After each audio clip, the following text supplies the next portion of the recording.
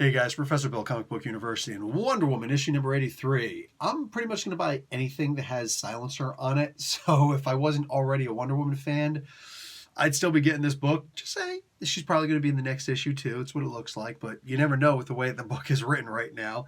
I have an interesting mixed bag of emotions as far as this book is concerned. I'm going to try and explore them all after we talk about who made the book. So, we've got The Wild Hunt, Part 2. Steve Orlando is on writing, Jeremy Rappak and Miguel Mendoza on pencils. Mendoza does inks along with Norm Rapmund and Mark Deering. Gabe El Tayeb on colors and Pat Brousseau doing the letters.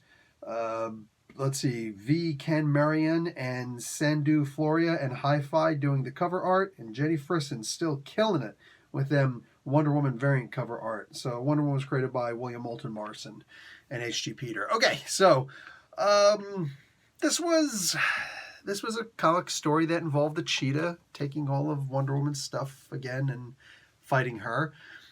It's interesting that the more that we see Cheetah, the more decked out in Wonder Woman's garb that she is. I mean, like, I'm surprised she hasn't stolen her dress and she's wearing that. I mean, like, dude, seriously, get your own freaking wardrobe, lady, at some point. So we're going to have like a naked Wonder Woman fighting, which I would not complain about. I'm being real. I mean, there's real talk, baby. You know, so I wouldn't complain about that.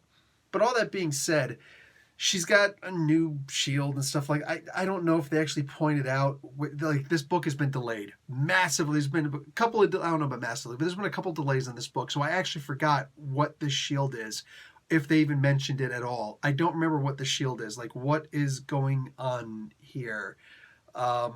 Anyway, the God Killer sword is not able to cut this shield.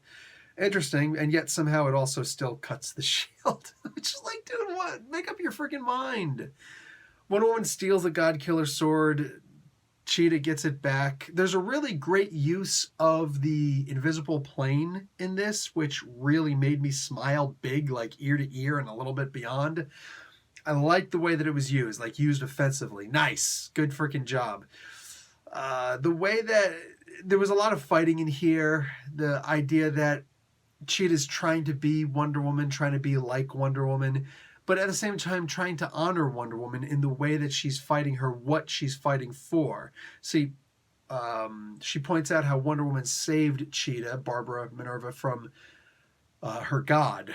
And it's like, you know, I'm going to now try and save you from your gods, because once your gods are dead, you'll understand that you're free like me. But I didn't understand until you killed my gods, or, you know, freed me from my gods. So now look, I'm going to help you out in the same way. Okay, that's actually really good motivation. The idea she's also trying to kill her at the end is interesting. But hey, you know what I'm saying? It's a mixed bag, as I pointed out. I like the idea of the motivation in here, okay? You're going to talk about antagonists, primary motivation. Cool, I can dig this. But we have been dealing with Cheetah for a long time. Now, whose fault is that? I'm going to blame DC personally. I don't know, like, who specifically to blame. I imagine who I can blame. But, I mean, you know, we got this Justice League thing, which is supposed to end now.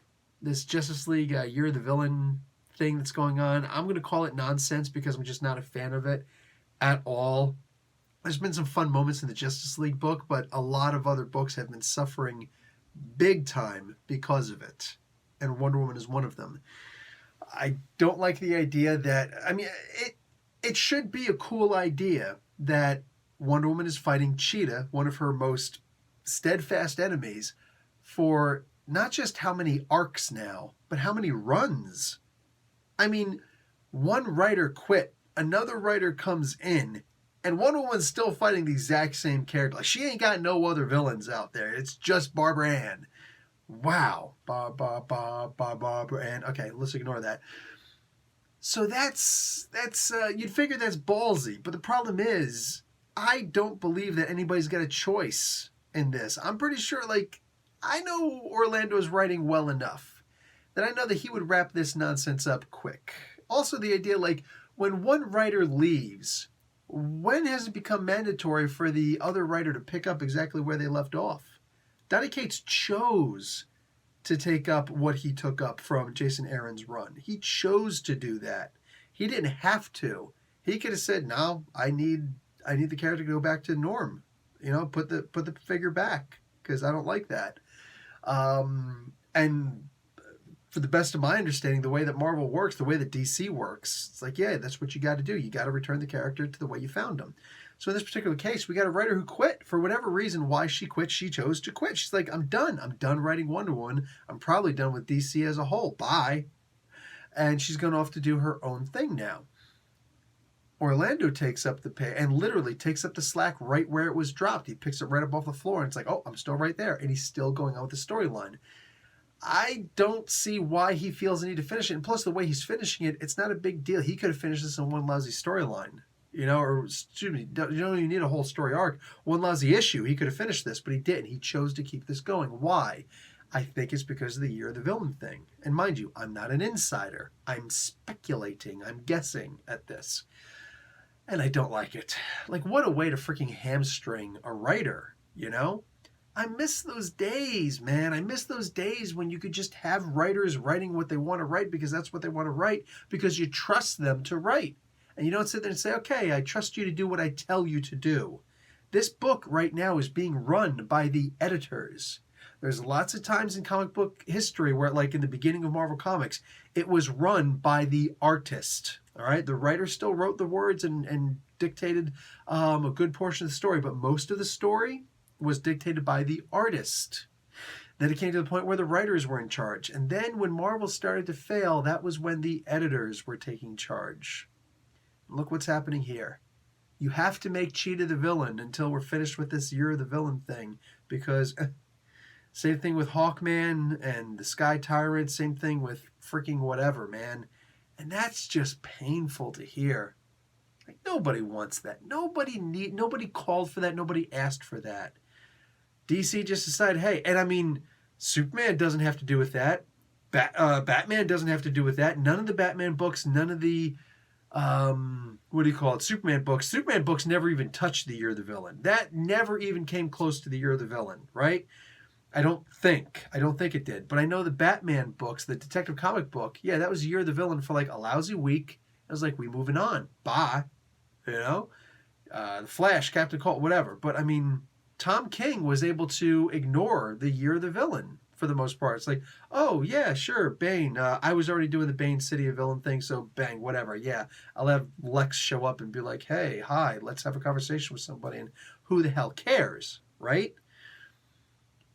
Bendis was able to completely ignore that. How? Why? We have our speculations.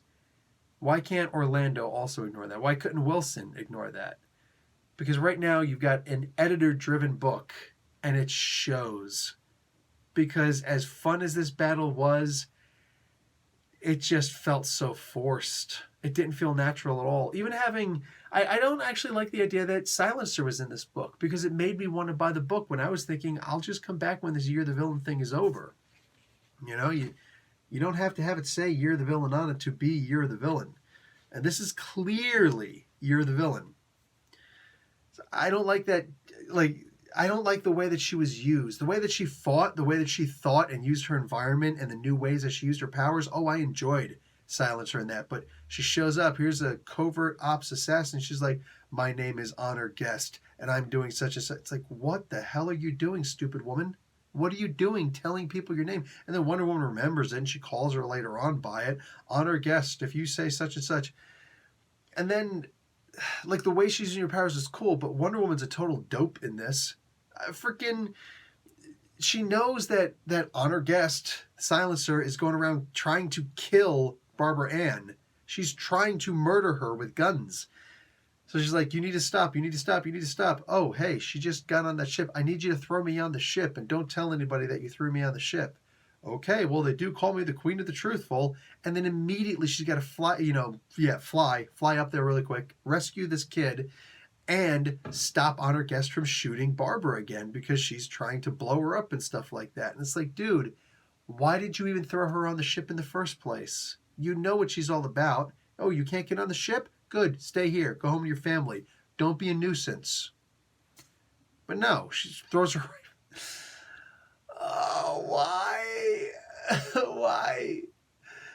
This book is kind of crushing me right now. So look, next issue, we got Silencer's going to be in it again. Yeah, I'm probably going to get the freaking book because I loves me some Silencer.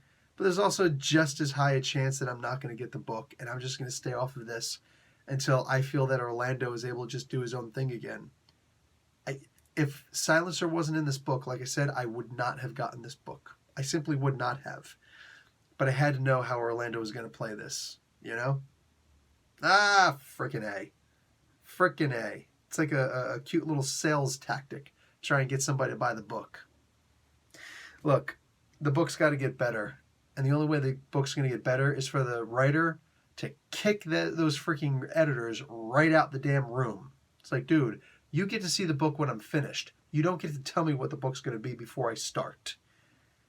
If Orlando can get that freaking Bendis power, that Bendis pull, forget about it, man. This would be your typically good Steve Orlando book. But it's not. So it's not. Anyway, guys, see what happens next. Professor Bill, Comic Book University. Class dismissed.